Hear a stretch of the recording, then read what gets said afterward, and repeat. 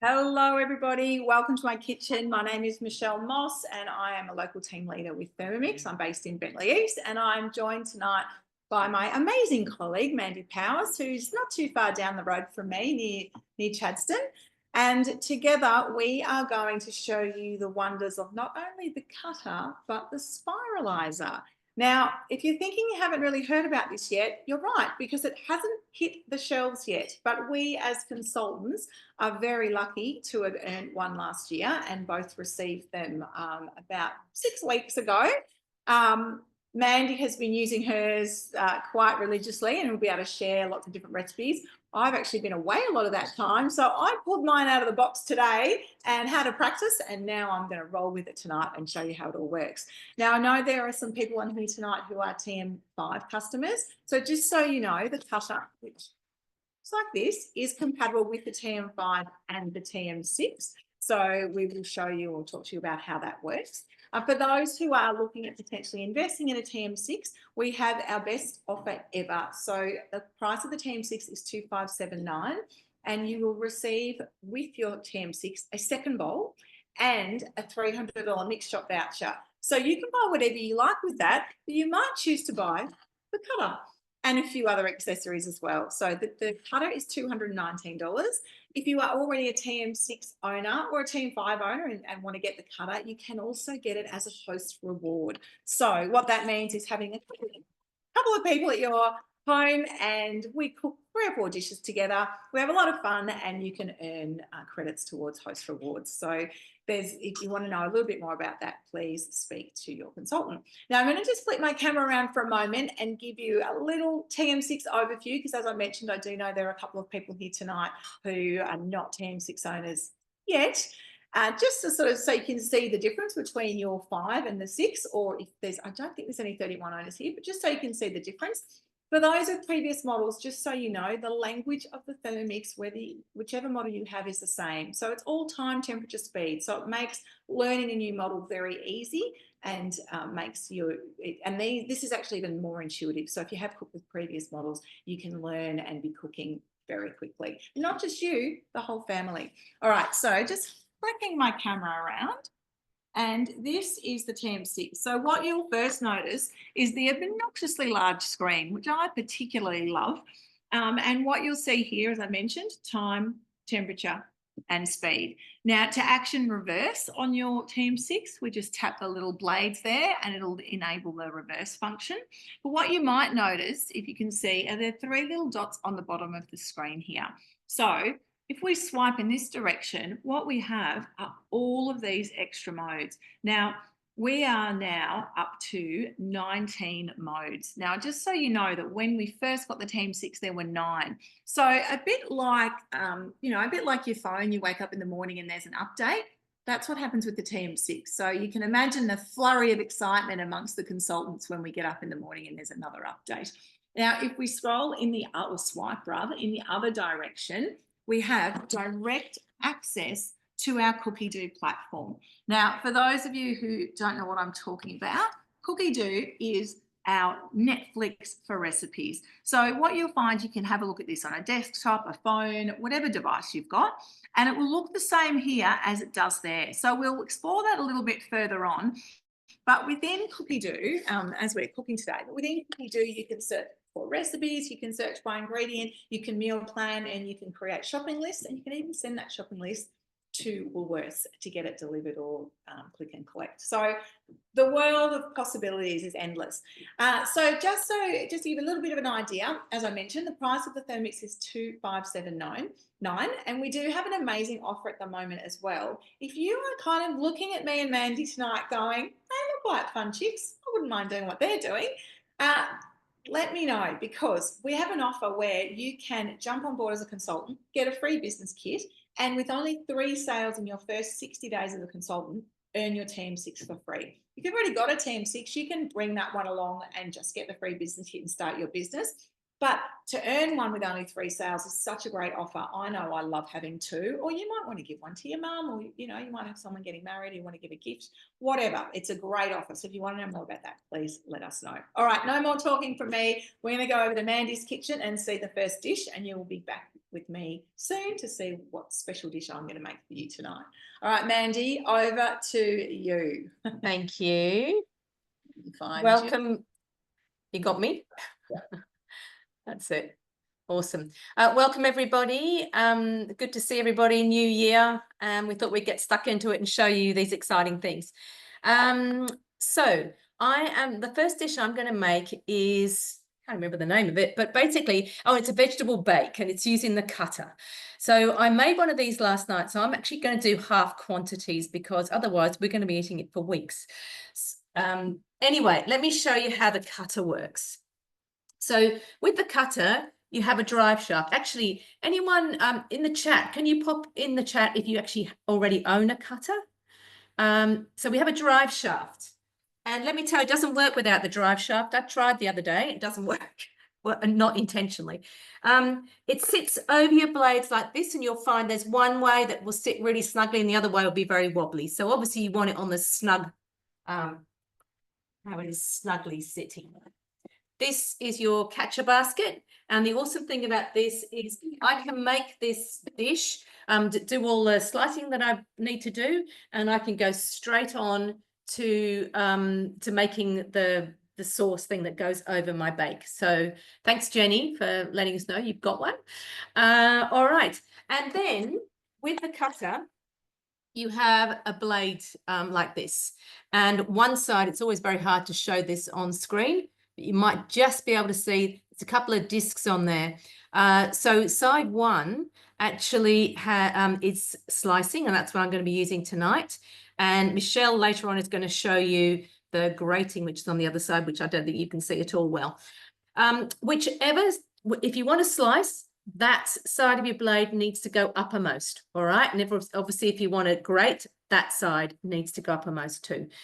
I think a lot of people just put it onto the spindle there. I actually sit mine, see the bit on the, whoops, see that bit sticking down there? I sit mine up on there, all right? And then that goes on top of the Thermomix, and I have a pusher, so I can push the vegetables down. Now, I'm just going to find my recipe quickly. And what you do need to do before you start doing anything is you need to make sure that your vegetables are going to fit through this, through here. All right. So thin things like could be garlic, could be lemongrass, those sorts of things, radishes. A lot of them will fit through the thin, the smaller bit, but your other vegetables, you need to make sure they will fit through there before you start. Otherwise, it's going to get stuck. So let's start cooking. So it says preheat an oven. I actually got the one I've made before, just browning off in there. And then it says grease a cast iron dish, and I'll show you the dish that I made one in yesterday. It's an awesome dish, one of the Fira range from the mix shop. It's a really nice dish. I use it a lot. Place the bowl on the mixing bowl lid, and then you weigh in your potatoes, you weigh in your carrots, and then you get your Thermomix cutter ready, which we've already done. Okay, so first of all, so what I actually did, I prepped these yesterday, popped them in one of our vacuum seal containers, so they were all ready to go. You can see I've had to take a little bit off that potato to make it fit down through the shaft. All right, but I'm going to feed it in there. It says insert one potato at a time. I've got a second potato. A little bit off that one as well. All right. Now, as Michelle will show you later, we do have modes for this, but in this recipe, it's just all I need to do is turn to speed 4. Okay, and if you are, and that's we're doing a thick slice, so it's on forward. If you are a TM5 owner and you have one of these, then you would cook it. You would use it manually because you don't have the mode, and you would always go to speed 4, no more than that. And if you're doing a thick slice, it's on forward, and you'd hit the reverse to do a thin slice, which never makes sense to me, but that's the way it is. All right, so I'm going to get slicing.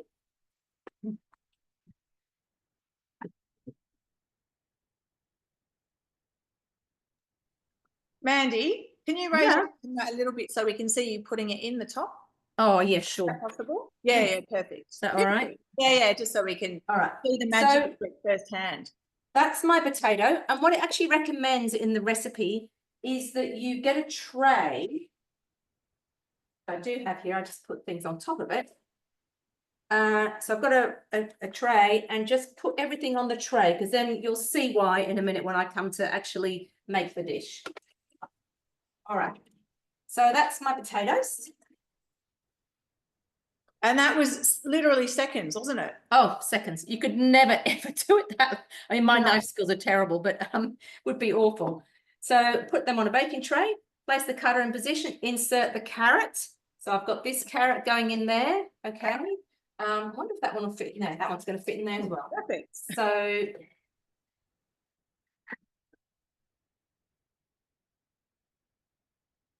and because this is happening manually, well, whichever way, you do need to turn it off just by pushing the silver button. So here's my carrots. So they're going on the tray. I'll show you the tray in a minute. All right. Yep. Place the cutter in position and insert zucchini. Zucchini, that one didn't need to be trimmed.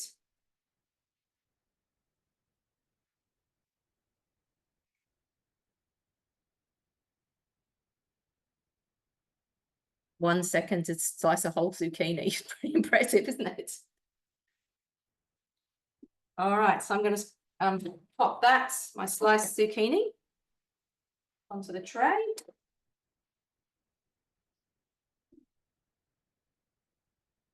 And then I have an it does say onion halves. I mean, I am just doing, as I said, half quantity.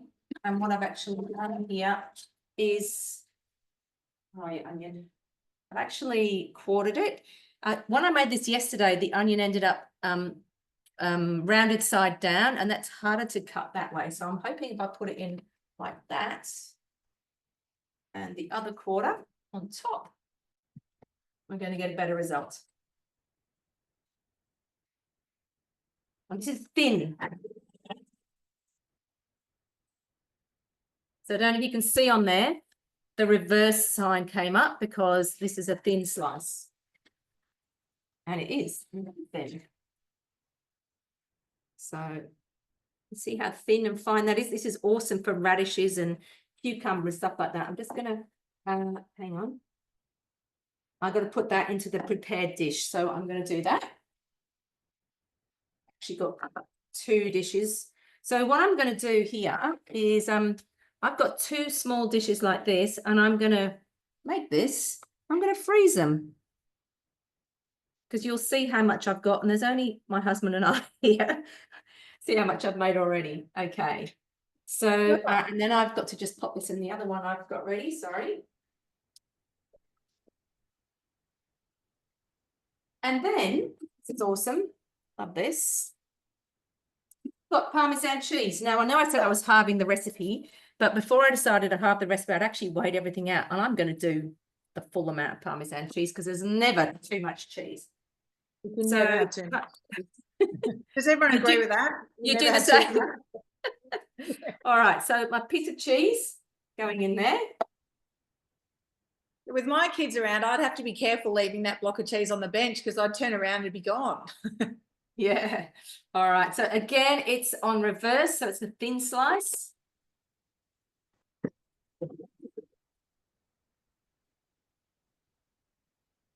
Okay.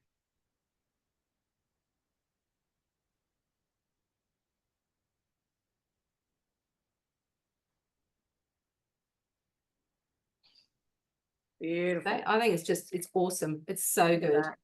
All right. So, yeah, most important thing after you've been using it is to take the shaft out. Okay. Nothing worse than chopping up the shaft of your cutter. All right. So I'm going to just start off putting this thing together, and then we'll go back to Michelle. So basically, I've got my onion there in the bottom, and on this tray, I've got all my other vegetables. And what it says is evenly arrange a layer of sliced vegetables on top of the onion alternating as you go. So I'm just literally going to put a piece of potato, a piece of carrot, a piece of zucchini, a piece of potato, piece of carrot, a piece of zucchini. So you can see why you actually don't need to sit there and watch me do all of this. I'll just so basically you do one layer, then you put some Parmesan cheese on top, you salt and pepper, and then you do another layer. So as I said, you probably don't need to watch me do that. I will show you when it comes back to making the mixture that goes on top and it bakes, and I'll show you my ready baked one. But Michelle, probably time to come back to you so no one gets full. Yeah, beautiful. Melissa's sharing that she shattered her shaft. It is a spare part, so well done, and not an expensive spare part either. All right. Thanks for showing us that, Mandy. I actually love that dish. I have made it a couple of times, and I'll share a little secret. I have been known to just go, oh, I'm not doing that, and just toss it all together. It does take a little bit longer to cook when you do that, but it still tastes amazing. So, and I don't know about you, Mandy, but I've actually served that. I've served that with dinner, with like a casserole type thing, but I've actually served it as a breakfast thing and had poached eggs on it. So you can kind of really like almost like a rosti type thing, but with eggs and spinach for breakfast. So and one of our new spiralizer recipes actually is the little spiralized veggie nests with egg in the middle, baked. So yep. Yeah. There you go. So you're ahead of the times. Bloody exciting. Okay. Yeah.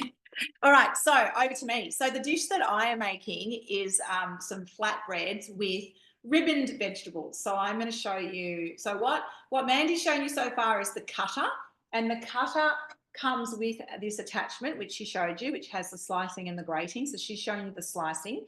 When you get the spiralizer, you still need the cutter base. So you can't buy the spiralizer if you don't have the cutter, because it does need the bottom bit of this to go on the top there. So what the spiralizer looks like is this part here, okay? And if you have a look, which is a little bit tricky to see, but it's a very small little blade in there, and there's two different ones. So this one is for ribbons and the other one is for zoodles. Pop in the chat if you're a zoodle maker. I know Mandy's going to show you zoodles with her next dish. So then you're sitting that in the cutter basket. Again, you do have to put the shaft in. So the shaft sits on top of the blade, and that's what goes up and makes these things turn around, okay? And then we're popping the lid on the top. So this is the same lid that comes with the cutter, but this pusher is different. So this was the pusher that Mandy was using. This is the pusher that comes with the spiralizer, because it's got a little spike there, so you can actually kind of stab your veggies and guide it in quite easily and evenly. So as I mentioned, I used it for the first time today, and I did a zucchini, and my daughter was like, wow, and then she was like pulling it out and having lots of fun. So so hopefully it'll all work so smoothly now. But the big tip from everybody is just making sure that it fits down the shaft, so which is down that shaft. All right, so spinning you around here again. Now, I mentioned before that with your Thermomix, you can meal plan, etc. So what I've got here, I'll just bring you down for a moment, is in the menu. So you can see there's lots of things here, but in my week, I have got this recipe saved. So I've actually got chicken cacciatore here because that's what my family's got for dinner tonight, or had for dinner tonight. And then here is the crispy flatbread recipe as well. So when you look in a recipe, you can scroll down and you can have a look at all this information here and see the level of difficulty, prep time, total time, etc. And then down the left-hand side, it'll give you all your ingredients. So it means you can get your ingredients ready and be good to go. And then once you're ready to start cooking, you're just going to go start cooking. Now, the first part of this recipe is to make the dough. Now, the dough needed to prove for an hour, so I've done that in advance. For anyone who's, I think there's no non-owners on here tonight anyway, but for anyone who would like to see dough made and see the kneading function, please reach out to your consultant or hang around and I can have a chat with you later. But I have got my dough sitting here in my Thermomat ready to go when we need it. So showing you a little trick here. These three little dots up here, you can go into your recipe details. So it shows you the full recipe. Now I can go down here and go, this is the flatbread part of the recipe. and this is the topping. So because I've done the flatbread, I can just go down here and press number 3. So I don't have to go next through the steps that I've already done. So I don't know if you knew that already, but it's a great little tip. The other thing in the 3 little dots is that you can access the scales, and you can also access the what's called the preview button, so which gives you a preview of the recipe as well. Where the scales are beneficial are things like, you may notice some recipes will say, you know, add 1 carrot, approximately 100 grams.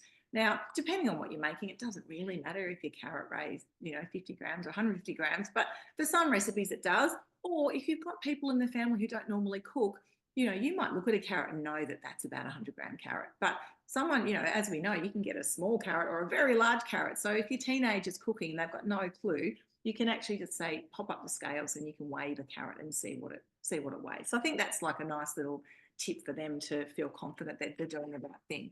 So the next step of this recipe, it says to pop a bowl on the top. Now, again, I had done this before, and what it asked me to do was weigh in the veggies that we're going to ribbon. So it's the beetroot, zucchini, sweet potato, and some carrot. Now, I didn't have the exact quantities, but because this is a pizza topping, it didn't really matter. So my zucchini was a bit bigger, my sweet potato was a bit bigger, I had a bit less carrot and a bit less beetroot. So again, it doesn't, you know, again, you can sort of play with that. It doesn't, I wouldn't go out and buy another beetroot because I was 30 grams short. So they're my veggies prepped. I was quite lucky in that my zucchini was already quite a skinny one, but if you've got a fatter zucchini, then you might need to trim it a little bit to fit in the shaft. So setting bowl aside. All right, so now we're going to put the cutter in. So as I mentioned before, you've got to pop the shaft in, and that just sits on top of the blade there. And then you've got the cutter basket, and I've already popped that attachment sitting in there as well. So one of the little tips with that attachment, and I think as Mandy mentioned, you can have this facing forward or backwards, but when you're using the spiralizer attachment rather, not cutter attachment, you've got to make sure that that lines up with the spout there. So just have a play. Fiddle with that to make sure I've lined up, and you'll know it's lined up because it falls into place like a perfect jigsaw. So place it into position, and did I skip past anything there? No, I'm in the right spot. And it asks me to do the sweet potato first, so I'm hoping I've made that one skinny enough. So just on the bottom here, I'm going to stab that in there. As I say, hopefully I've made it skinny enough. No, I reckon I might need to trim a bit more off that. Hang on a minute. Hold the phone.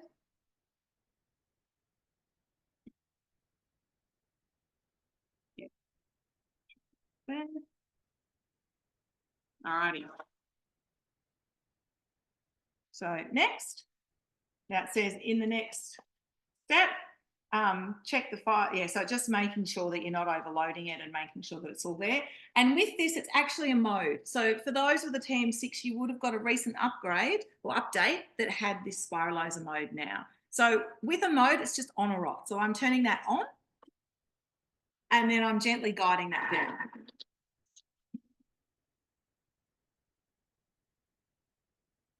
I know if I trimmed that very well. So, all righty. Now I've got another bit here. Oh, yeah. So see this bit here? That's the bit that's all been ground off. I'm going to put the other bit in, and then I'll show you. Slippery. There we go. Pop that in there. Pop that in there. And put all my sweet potato together.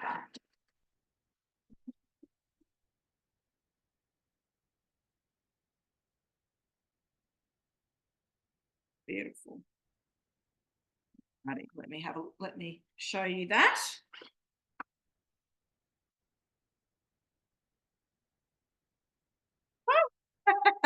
There you go. What do you think about that? So they're my sweet potato ribbons there.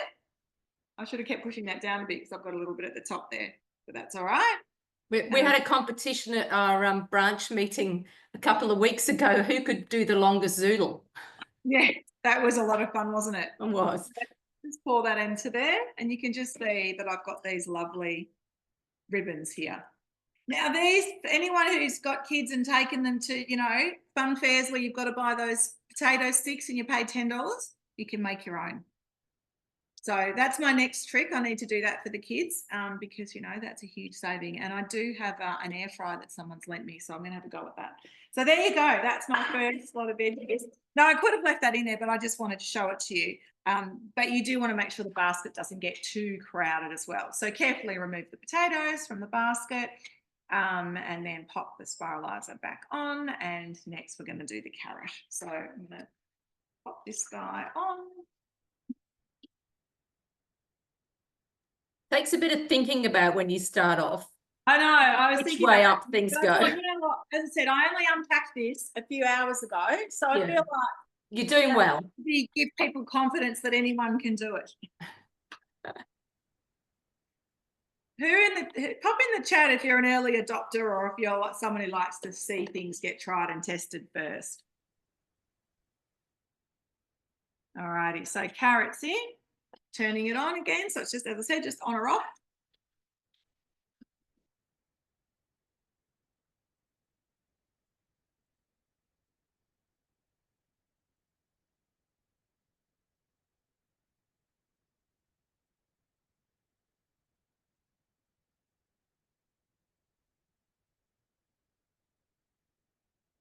Oh, my time had run out.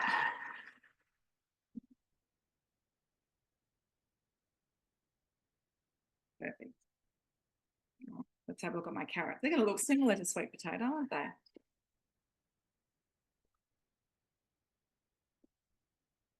Oh, look at that.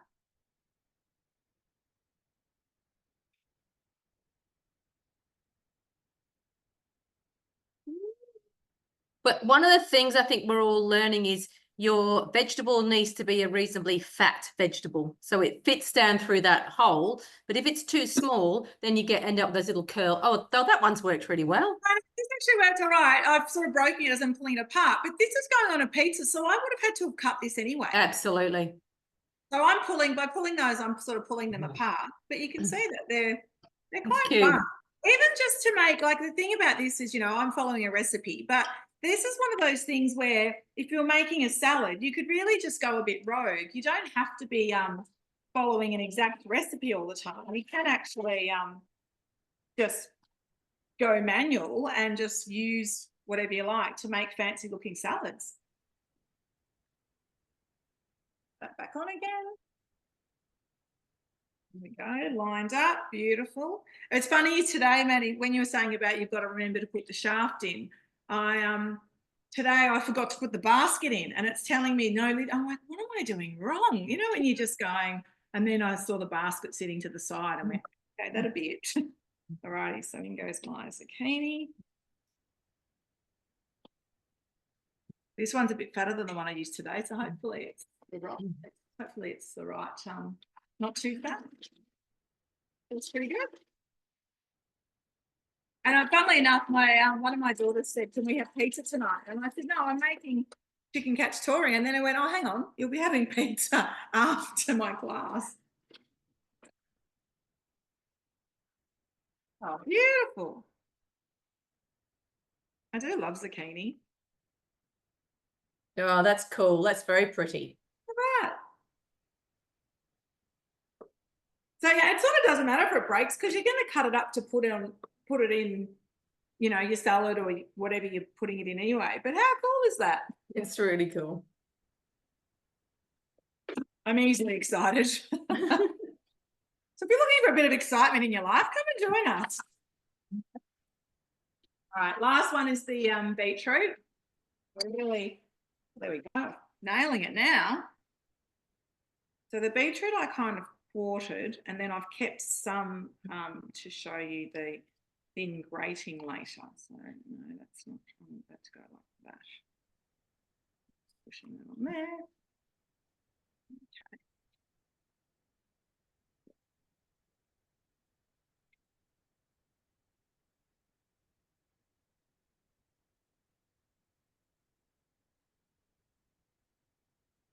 Drop that in together. No, wrong. I had to start. I was going rogue then, but it needed to be attacked.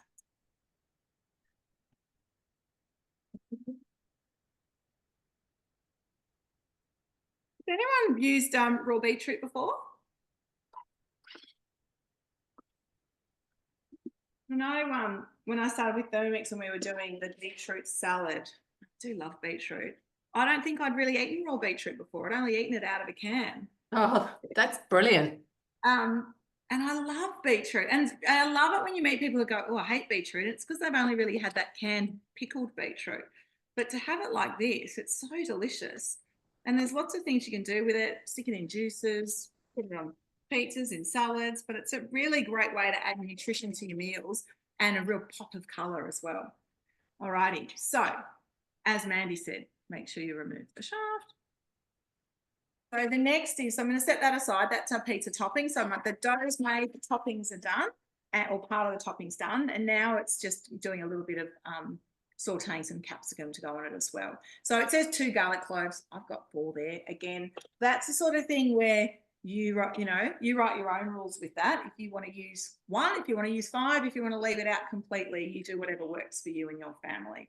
Now, I haven't mentioned the scales yet. I'm not sure if you did, Mandy, but and I'm just going to bring you close for this actually. So the scales of the TM6 weigh in 1 gram increments. So from a point of view of doing really precise cooking, you have that with the TM6. And, you know, if you're doing savoury cooking, it's generally not that important. But if you're doing it baking and things, sometimes that precise weighing is really important. So what this has done in my guided recipe now is it's set 5 seconds and it's asking me to go to speed 5 to chop my garlic.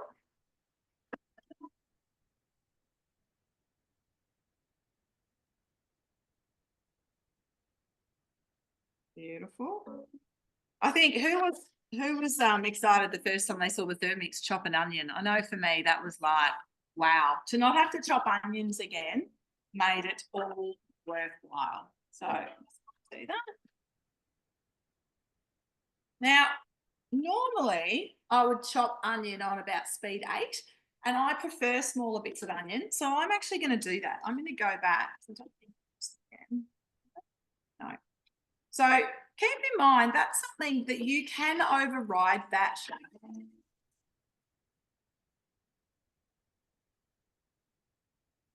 Beautiful.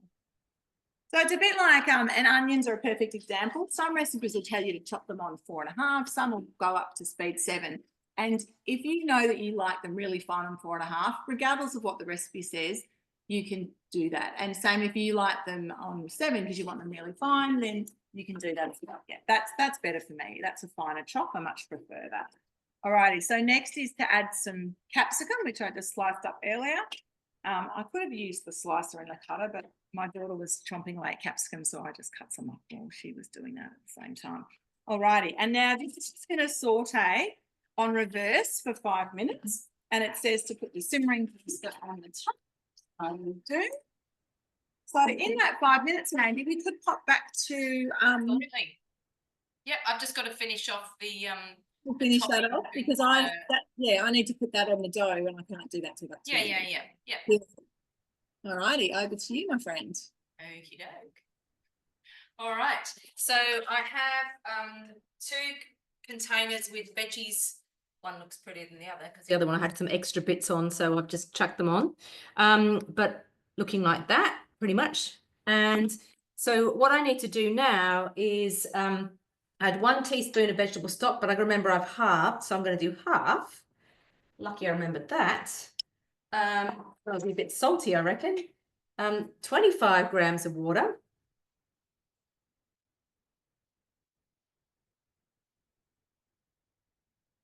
9 grams of water.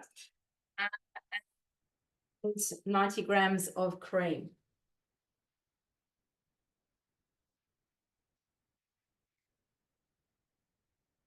Salt. Pepper.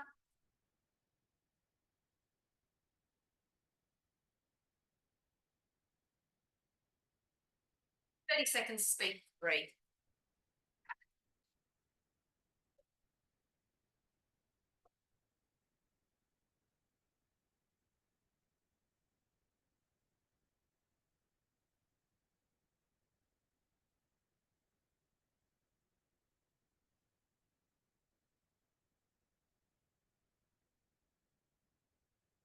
did half quantity, I reckon that's enough.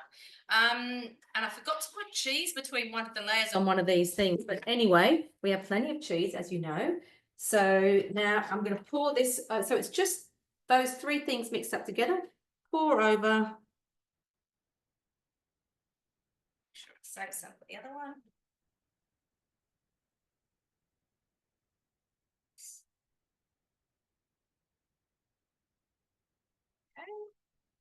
Then put the remaining parmesan on top. It's going to be very cheesy on top. Not that there's anything wrong with lots of cheese on top.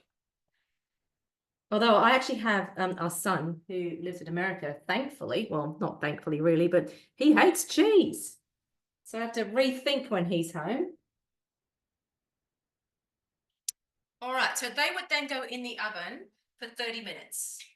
And actually, they were covered. So, so 30 minutes covered and 15 to 20 minutes uncovered. And what I'm going to do is just grab the one I've already got baked. Pop it on something so I don't burn my work surface. And show you.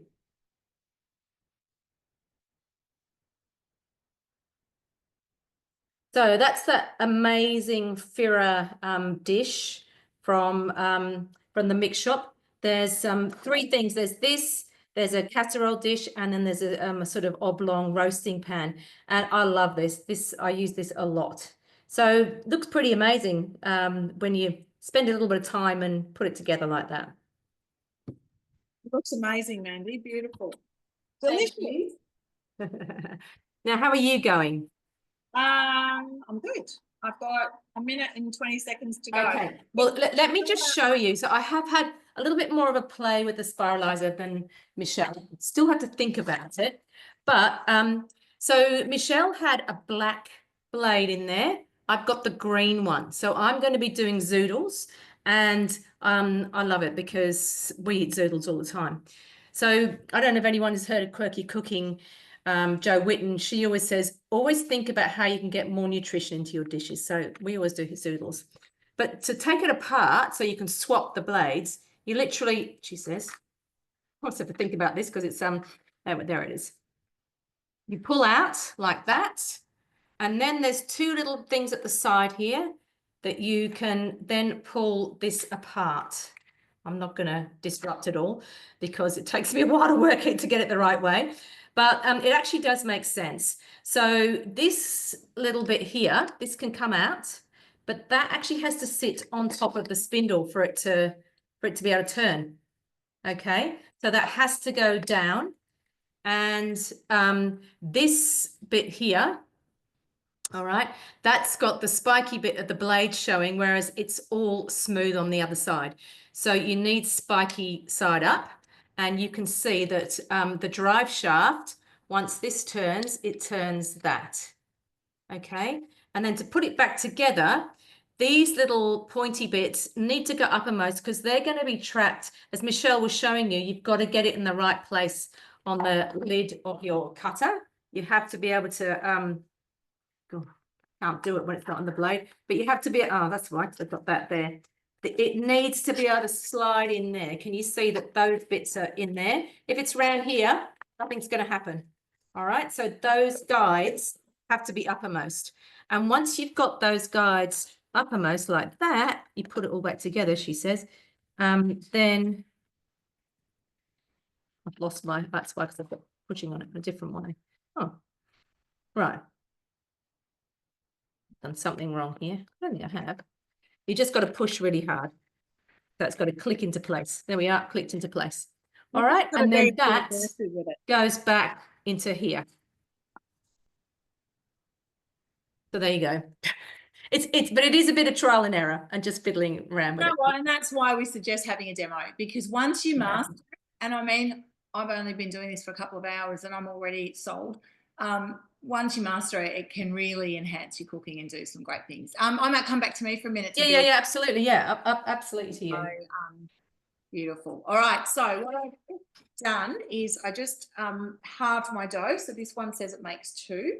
And I'm going to just tilt the camera down towards my dough. So this is how I kind of roll out pizza doughs and things is that I usually just get a bit of oil and get the heel of my hand, and I'm going to go like that.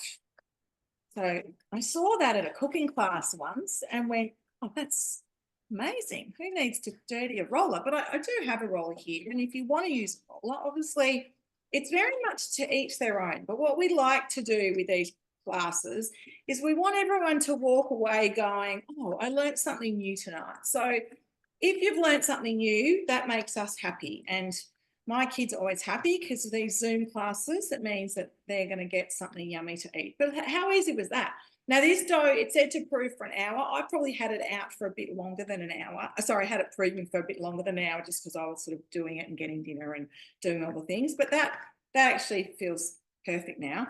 So what I want to do is I want to put that on a pizza tray. I'm not going to dress it on here. So my little trick with that is I'm going to get some baking paper and pop that there, and then just flip that over, and then I can peel my mat away. So this mat here is a baking mat. This can go in the oven. It replaces foil and baking paper for certain things. And then the other one can also go in the oven as well, but does work really well for wrapping dough and things. Now, confession to the Thermomix consultant, that's my pizza tray. Don't judge me. But I actually love to show people that, because one of the reasons people don't like to host a demo is because they're embarrassed about their oven. So I want you to go, anyone who cooks is going to have a dirty oven. If your oven's pristine, maybe you're Carrie Bradshaw and keep your sweaters in it. I wish I was Carrie Bradshaw and put my sweaters in it, but unfortunately I have to cook for a family. So I just wanted to show you that my, you know, don't be ashamed if your oven's dirty. That means you use it and you cook. That's fantastic. So we love that. All righty. So this recipe actually said to use creme fraiche.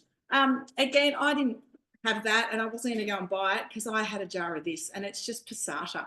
So I'm going to just go a bit rogue off the recipe here, but I'm sure creme fraiche would be lovely. And I am just going to do a bit of this. I'm sure I could have used sour cream instead of creme fraiche as well, and I do often have that, but we'd been away and then my kids have been away, and gee, I saved a lot of money on groceries with my kids being away. So then that's just that there. And then the next thing it says to do is to pop some of the sauteed capsicum. So that's what I was just sauteing a minute ago. I've got some rubber tipped tongs here. So I'm just going to do that with that. And that's got the lovely garlic in it as well. So I'll just do that. It's about half because the other half will go on the other pizza. Spread that out. I'm going to use a spoon because, you know, rustic.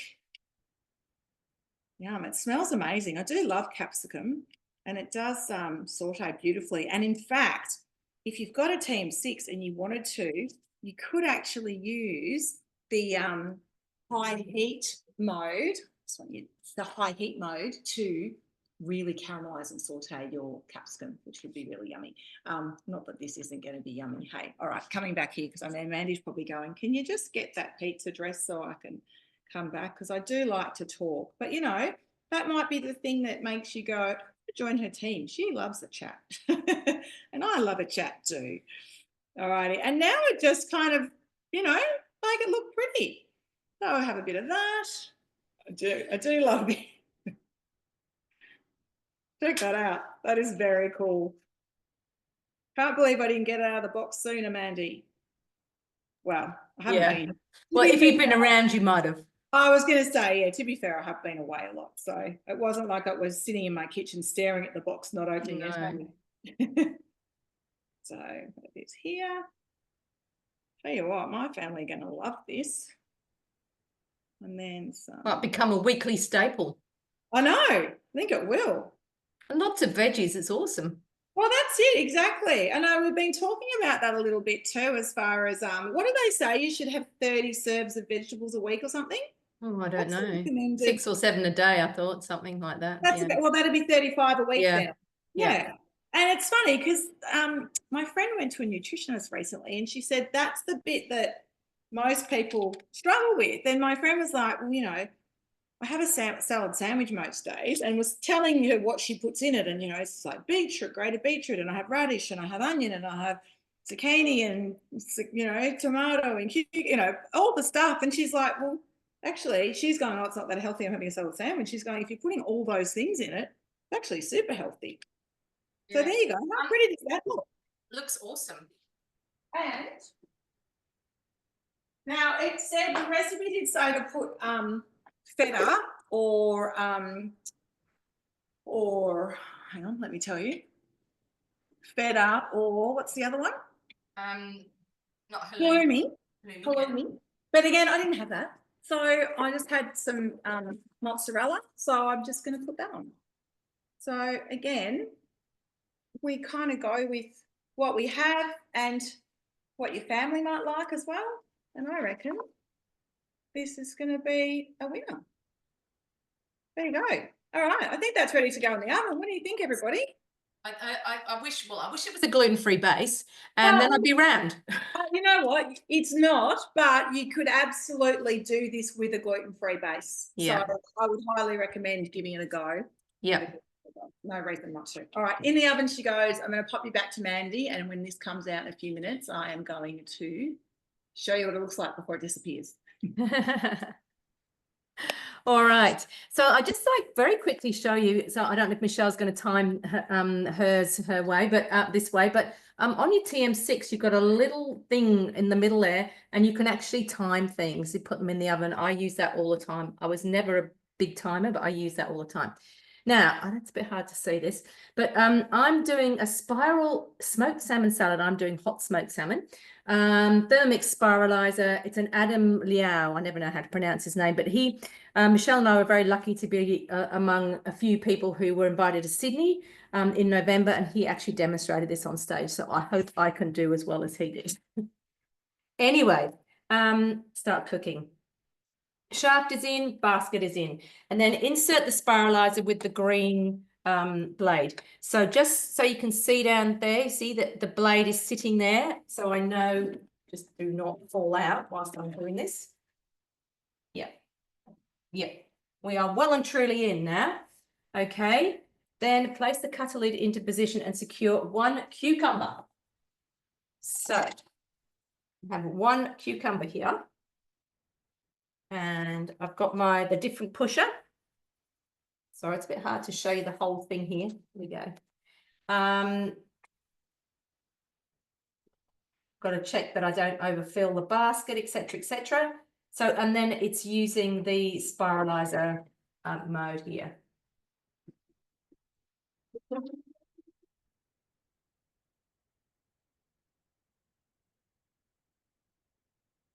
Okay. Let me have a look at my zoodle.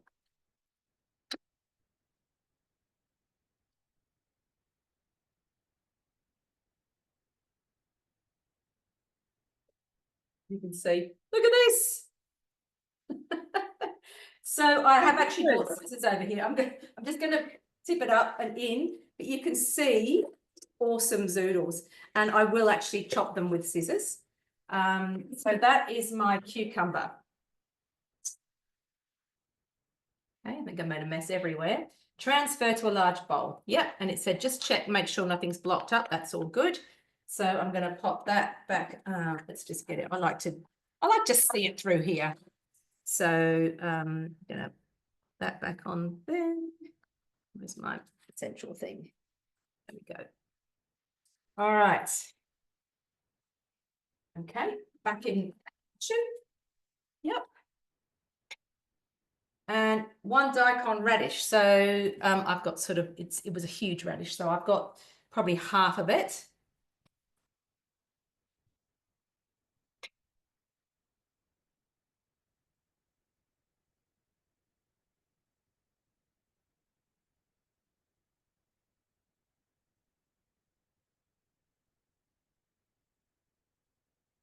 Asking me to transfer it to the bowl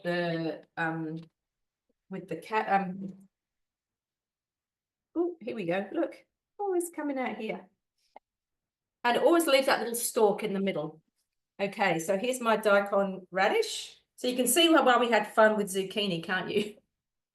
So that's going in there. Now, what I am going to have to do is just pull this out, because I do have a little bit left in there, and that's that stem, if you like. All right, back in. Oops, that was not in the right place. All right.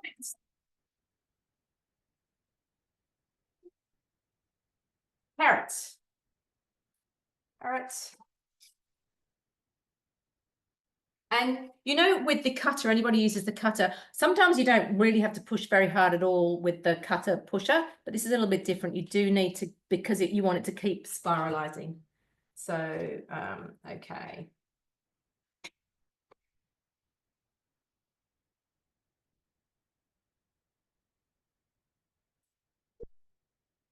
That's good.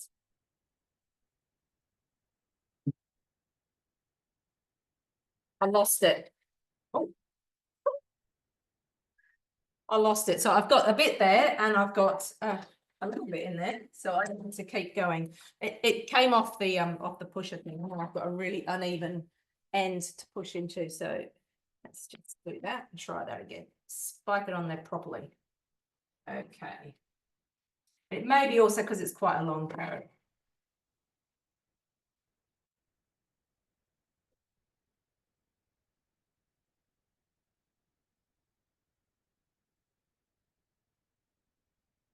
Okay, so note to self, make sure you spike it first. Okay. Lots of carrots. You can see where I messed it up at the beginning. You just get little crescents like that. So, and that's what happens if your vegetable is not actually wide enough. You end up with those. Got to take this off again and just take that end bit out. Okay. And then I think I just have a zucchini left to go.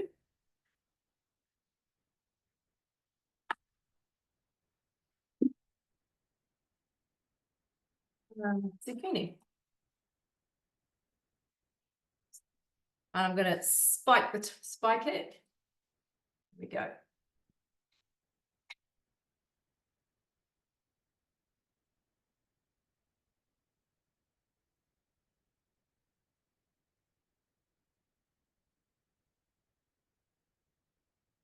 All right. So it says transfer to a bowl with the vegetables and set the bowl aside. So I've finished with that. Let me just show you. So the zucchini, here we go. There's just oodles and oodles of zoodles. All right, I take my cutter shaft out. Lots of vegetable juice in front of me here, so I'll just clear that. All right. Yeah, done all that. Then it's the dressing, and I'm going to make the dressing, but I'm not actually going to put it on. I'll put it on a little bit of the salad, but not all of it, because we're not having it tonight. So it's 60 grams of sesame seeds and 40 grams of caster sugar. So I've got those in there.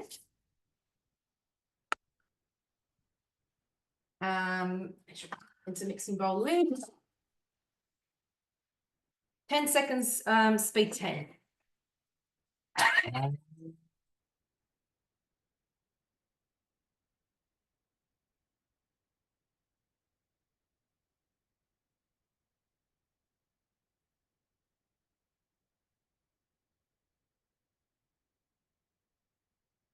So let's just meld all that up together. We'll just spray it down the sides a little bit. Then we've got, got to tear my scales. We have 50 grams of miso paste. It's gone in there. 40 grams of soy sauce.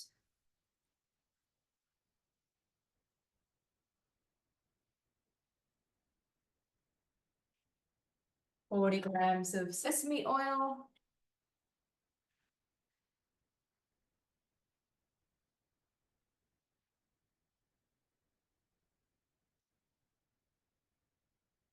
She's good. I'll probably mess this one up now. 30 grams of grapeseed oil, 35, sorry.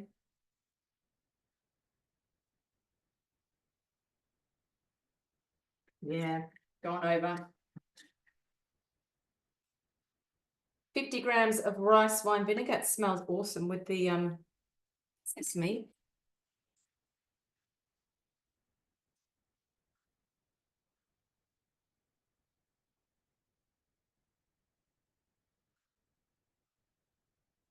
Go, that'll do. Okay. 10 seconds, speed 10.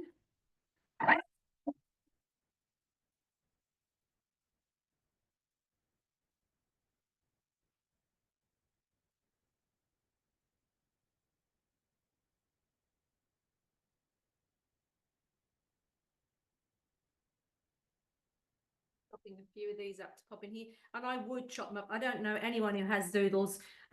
Very frustrating when they keep going, they keep going, and they keep going around your fork. So we often cut them up anyway. But I love the fact that you can just do this. This just awesome. Place bowl, yeah, okay. So I'm putting in a little bit. I've got, as I said, I'm using hot smoked salmon.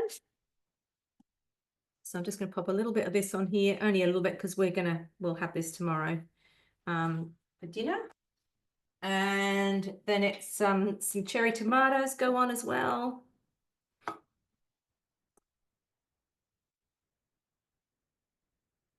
Add dressing. So I'll just pop, oh gosh, look at that dressing.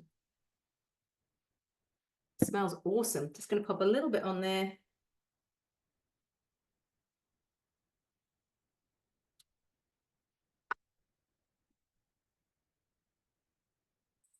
I haven't got chives, but I have a few little chili flakes here. Probably not too many because I think these are pretty hot. That's probably enough.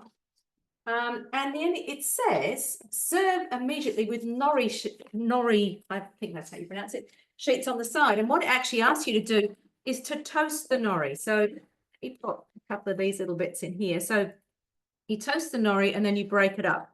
And how you toast it, because I'm thinking, oh, I mean, how do I do that? I don't stick it in a toaster. You have to wave it over a flame and you toast one side and then you toast the other. But there it is. How quick and easy was that salad? And I tell you what, it smells amazing and I'm really looking forward to tasting it. Delicious. Hey, and I remember Adam saying that his kids use the nori sheets like tacos. Oh, right. Yeah, okay. Yeah, So great idea. They get the nori sheets and then they'll put the salad in the nori sheets. So, and I guess you could even put that salad in a rice paper roll. Oh, absolutely. Absolutely. It's just stunning. Really is. So anyone keen to give that one a try? Me. Yeah. I have the technology too. Oh, you do have the technology. And And anybody else, just get in touch if you think you want one of these, because I'll let you spill beans if we're preempting.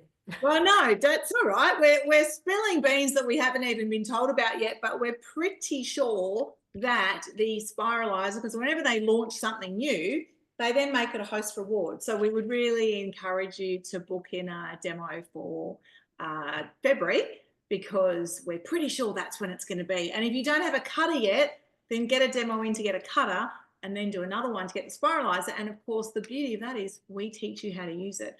Today, when I said to my husband, well, I'm doing a class tonight, I'm just figuring, I'm just doing this. And he said, oh, how did you go? And I said, well, you know what? I've watched a few of the girls do it. So the few of the little tips and tricks I'd heard them say. So I don't know about you, but I learn much better with someone showing me versus reading. Absolutely. But when it first arrived, I'm thinking, and I had to pull it apart. I had to work out how to pull it apart. And then how do I change the blade thing in it? And which way up does it go? Yeah, so you don't have to think about any of that as the customer. Come to us. We will share that with you. Or, as we said earlier, if you become a consultant, you learn all that stuff as you go, which is amazing as well. Yeah, a lot of fun. Yeah, lots and lots of good things happening there. Now, let me just have a quick look. I started building another one here. Oh, look at that. Oh, it's so pretty. Like lots of Sydney opera houses, actually. I know. Well, that's what I was doing. I was kind of, stylizing my ribbons. So they actually look really pretty. And of course, you know, we all know it tastes the same, but isn't it nice eating pretty food as well? And our hot tip in our house with leftover pizza, because I'm sure we're not going to eat 2 pizzas tonight based on the fact that they've already had dinner. Although I do have teenagers, so you never know. But if you've got one of those sandwich presses, if you sandwich 2 bits of pizza together in a sandwich press the next day, it toasts it up beautifully. And it's like a focaccia that you'd probably pay a lot of money for in a sandwich shop. So that's my hot tip there, as far as, you know, rather than microwaving a bit of pizza and eating soggy pizza, which is what I used to do. And then I heard that tip, and it's gold because it kind of gives something a new life. All right, I'm just going to run to my oven and grab it out. Oh, yeah, looks good. So what does everybody think about the spiralizer? Think it's something that you'd use? Yeah, a big thumbs up from Melinda. Yeah. It's yeah, I'm so excited. Actually, whilst Michelle's getting that out, I'm going to just show you something, share my screen. Just in case you haven't seen, there is a whole collection. These are just some of the spiralizer recipes. There's a vegetarian zoodle, good for you, Mel. Prawn and lemon zoodles, zoodles carbonara, spiralized carrot and apple salad with feta cheese and nuts, spicy prawn salad with carrot and cucumber ribbons, balsamic salmon and zucchini noodles. This one's been out for a while, and I love the fact, I used to have a zoodle maker, but this is so much more efficient. Zoodles with broccoli pesto, yum. Raw zucchini bolognese, that's the salad that I just made. Oh, that was the, did we have, oh, I don't think your, let's see if it comes up. This I'm really excited about to try these curly fries with garlic sauce. They look really cool. And the crispy potato and turkey sliders. Ah, that's what Michelle's made, the crispy flatbread. I've made this the other day. That was delicious. Those are the eggs I did on Sunday or Saturday. It was really cool. Anyway, there you go. Back to Michelle. Thank you. Here it is. Oh, wow. That's amazing. Actually, I should put it on it. I put it on my fancy plate, but you can't, it takes away from the color. So I'm, you know, changing it to my so you can actually see it. And we'll just get the, can you hear, I don't know if you heard that then, but the crispiness of the base, it just went crunch as I sliced into it then. You're going to have to go. Yum. The vultures will be here any minute. Now, we had planned for this class to finish now sort of 8:30. If anybody would like to hang on a few more minutes, I can just show you the grating part of the cutter, because that's the only function we haven't shown you tonight. So I don't know if you want to give me a bit of a, look at that. Yum. I reckon, I know you're gluten-free, Mandy, but you might just want to have a bit. Might be tempted. I'm sure. But yeah, I think the toppings are beautiful. They're cooked up beautifully, and they still be a bit crunchy. So yeah, this is going to be a winner. Yeah. Once they smell this, they will come running. Give me a thumbs up if you want me to just quickly show you the grating on the cutter. Anyone want to see that? Yep. Melinda, you're speaking for the group because you're the only one I can see. And you're amazing. My oven's speaking at me, so that's but just whilst Michelle's sorting out her oven and gets sorted with this, we do also have, starting on the 2nd of February, there is a healthy eating challenge. I don't think that's quite the right title, but if you're interested in that, then let us know and you just register and you'll be sent a meal plan. I have had a quick sneak peek at the meal plan, and Mel has a lot of vegetarian stuff in there, so might be and I think it's a really good one to, you know, it just gives you some inspiration, try some different things. So I have registered. Predominantly, I haven't looked at the meal plan yet, but is it mostly gluten-free, Mandy, being that it's that is a good question. I didn't look at that. I was looking for meat because I know I have someone in this household who will need meat, and I didn't see a lot of it, but that doesn't bother me. So yeah. Okay. All right, so quick to set up with the cutter. This one I have used many times. So with the cutter's got 2 sides, and Mandy used side 1, and you can see these little discs on side 1. So that means slicing. And then if you look at the other side, that These little things that look like noodles means grating. So I want to grate because that's the only thing you haven't seen today. So it means I put the grating side facing up. So I've already got the shaft in, the basket in, so I just sit that on the top there as well. I pull the spiralizer attachment off my lid. It's the same lid. So then I'm going to grab my lid and pop that on the top there. And again, we said you could have it forward or backwards. And then I have here some veggies. Now, the thing I love, the thin grate is really great for sandwiches and things. So especially with things like we talked about beetroot and things before. So with that, I'm going to pull you down for a minute. As Mandy mentioned before, the modes are here. So if you look down here, there's grating and there's slicing. So I want grating, so I'm going to go grating. And then it'll give you the instructions on how to use it. But if you already know, you can pop those away. And then it's as simple as just selecting thin or thick. So super easy. So I'm going to go with thin to begin with. And I'm going to do the beetroot. So I've got beetroot here. And I'm just going to get my, oh, hang on. Hold that thought. I need my shafty bit. Where did I put that? I found it. Fall off the dog's strap. Doesn't work with that on.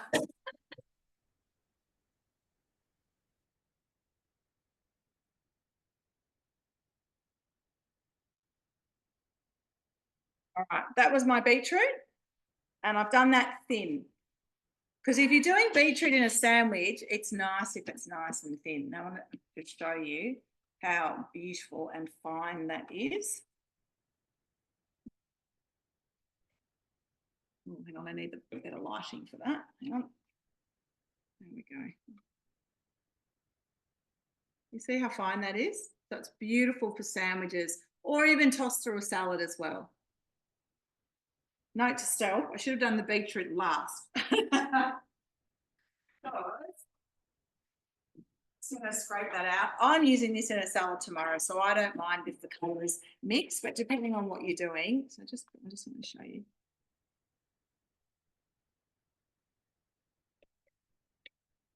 So this is beautiful in, as I said, in sandwiches, in salads, frittatas, those kind of things. Even in, say, a pasta sauce, like I know a lot of mums, I don't know about you, one of my secret ingredients in my bolognese is actually beetroot. But just look at how beautiful and fine that is. It's just lovely. So I'm going to do my carrot. And as I said, they're going in the same sandwich tomorrow, so it doesn't matter that they're poke bowls, things like that. It's just awesome. Oh, yeah, exactly. Even just things like tacos or... Sadly, this is all I had left in carrot, so I should have just put it in together. And then I'll do the thick. The thing I love about the thick super quick. The thing I love about the thick grate is it's like almost like a julienne. So even actually my mum said the other day she was using it for stir fries, which worked really well. So just going to scrape that out. There wasn't much carrot, but you can just see how beautiful and fine that is. So I'll put that on the side there. And then you can just try and get that a little bit plain. And now I'll just show you the thick one. And again, it's just as simple. I don't have to change the blade. I just have to select thick on here. So I've got a sweet potato and I cut it lengthways just so it would fit in here. And I'm going to select thick and just guide that down.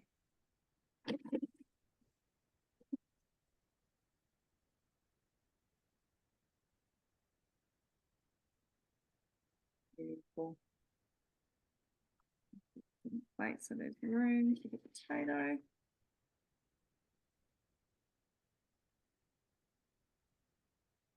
You can see that's a really nice thick, so great for, so depending on the vegetable, that's really good in a salad as well, but really good in sort of stir fries or soups, curries, anything like that as well. On the plate here. A very big pile of sweet potato. We'll have fun with that tomorrow. And last but not least, one of my favorite vegetables that pretty much goes in almost everything I make. Who likes zucchini? I love that it's kind of subtle and you can kind of put it in a bit too, make it a bit thinner. You can kind of put it in everything. I'm just going to slice that down the middle. You know, and it's that extra veggie, you know, to get to that 35 a week.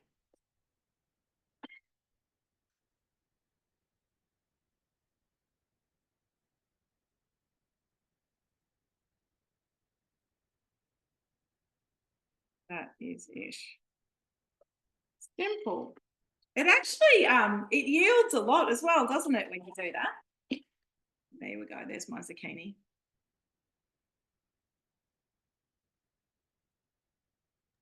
That on the plate. Awesome. How lucky are we to be able to do this so easily? Ah, absolutely. And there are things like, you know, like you were sort of talking about the nests before, but, you know, doing sort of fritters and things like that. You know, when you go to cafes and they do this sort of stuff, and, you know, you could do it with a grater or whatever, but how long would it take? So you really just don't. Even potato bakes. My kids love potato bakes, but I rarely did them because it's just too much. It's like, you know, I don't have that sort of time. But when you can make it happen in a few seconds, then you can absolutely. There we go. I said I should have done the beetroot last, note to self, but it doesn't matter because I'm going to mix it all together anyway. But just having a look at how easy and how quickly I did that grating. So grating and slicing with the cutter, amazing. Can't beat it. Alrighty, so we did go a bit over, but we did pack a lot in. So I hope you've enjoyed it. Thank you, Mandy, as always, for being with me through this crazy journey we call Thermomix life. And thank you, ladies, for joining us tonight. We really enjoyed your company. We hope we've inspired you to make something new or try something new. If you would like to host a demo, please reach out to whoever invited you this evening, and I know we would love to stand at your bench and cook with you. Or if you're not in position to host at home, we do have our warehouse in Moorabbin and Glen Iris, and we can actually also do demos at both of those locations. And in fact, in a couple of weeks, we've got a cooking class in Moorabbin, so we'd love to see you there as well. All right, if you've got any questions, please either reply to the email confirmation, or I'll stop recording now and you can ask when we're not recording. But thank you so much and good night. Thanks, Mandy. Yeah, thank you. Thanks everybody for coming. Good to see familiar faces. Yeah, it's lovely.